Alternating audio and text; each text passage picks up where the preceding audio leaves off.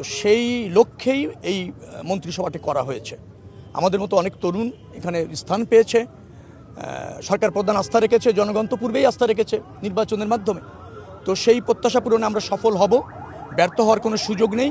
শুধুমাত্র একটু ধৈর্য ধরতে হবে।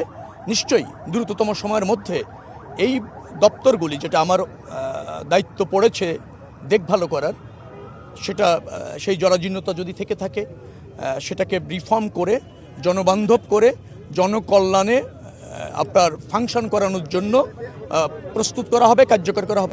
সব প্রকল্প কীভাবে চলবে সেটা ক্যাবিনেটে নিশ্চয়ই সিদ্ধান্ত হবে। তবে আমরা ইতিমধ্যে জেনেছি কিছু প্রকল্প আছে যা আপনার ব্যয় অত্যন্ত বেশি, কিন্তু সেইভাবে জনগণ তার থেকে সুফল পাওয়ার সম্ভাবনা একেবারে কম, অপচয়। সেইগুলি থাকবে কি থাকবে না সেগুলি পর্যালোচনা করে সিদ্ধান্ত হবে। কিন্তু আমরা চাচ্ছি আর্থসামাজিক উন্নয়ন, আমরা চাচ্ছি স্কিল ম্যান পাওয়ার তৈরির থেকে গুরুত্ব দেওয়া, বিশেষ করে শিক্ষা খাত, স্বাস্থ্য খাত, এগুলিকে ঢেলে সাজানো, এবং অন্যান্য দপ্তর যেগুলি আছে সেগুলিকে অত্যন্ত ট্রান্সপারেন্ট করা। অর্থাৎ জনগণ জানতে পারবে তার জন্য ওই মন্ত্রণালয় কী করছে।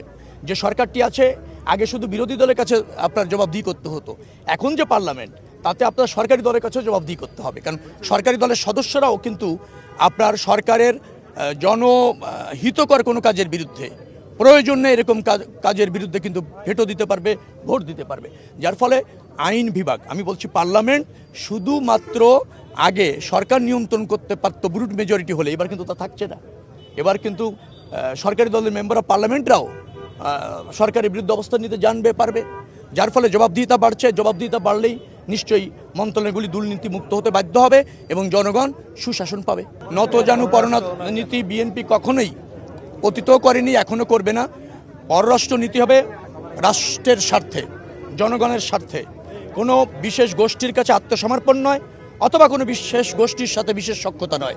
তো সেই জায়গা থেকে আমরা বলছি যে সরকার প্রধান, মাননীয় প্রধানমন্ত্রী, তিনি তার ক্যাবিনেট গঠন করেছেন। তো আমরা মনে করছি এই ক্যাবিনেটের অনেক দায়িত্ব আছে, কিছু চ্যালেঞ্জও আছে। জনগণের আকাঙ্ক্ষা বাস্তবায়ন করা আমাদের অঙ্গীকার, পূর্বেই আমাদের অঙ্গীকার, কারণ 31 দফা আমরা আরও প্রায় 4 বছর আগেই ঘোষণা করেছিলাম।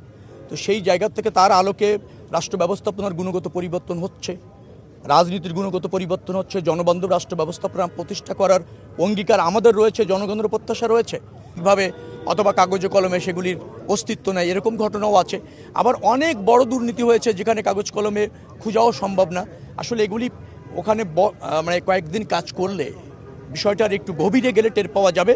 যে সমস্ত অভিযোগ আছে তদন্ত করে দেখা হবে এবং তার সত্যতা পাওয়া গেলে নিশ্চয়ই তা বন্ধ করা হবে এবং যারা কোনোভাবেই দুর্নীতি সহ্য করা হবে না। এটা হচ্ছে সরকার প্রধানের অঙ্গীকার, আমাদের অঙ্গীকার। দুর্নীতি আছে পর্যায়ক্রমে, যেখানে যেখানে দুর্নীতি যেভাবে আছে সেটা পর্যায়ক্রমে চিহ্নিত করে সেই পথরুদ্ধ করা হবে। দুর্নীতিমুক্ত বাংলাদেশ করতে হবে। সেটি না হলে আমাদের অনেক উন্নয়ন টেকসই হচ্ছে না, অনেক অপচয় হচ্ছে, অর্থনীতির উপর চাপ পড়ছে এবং বড় বড় প্রকল্পের সুফল মানুষ পাচ্ছে না। সেটা বাংলাদেশের চলতে দেওয়া থাকুক, সেটা এই সরকার চাইবে না। নিশ্চয়ই পর্যায়ক্রমে হবে। বড়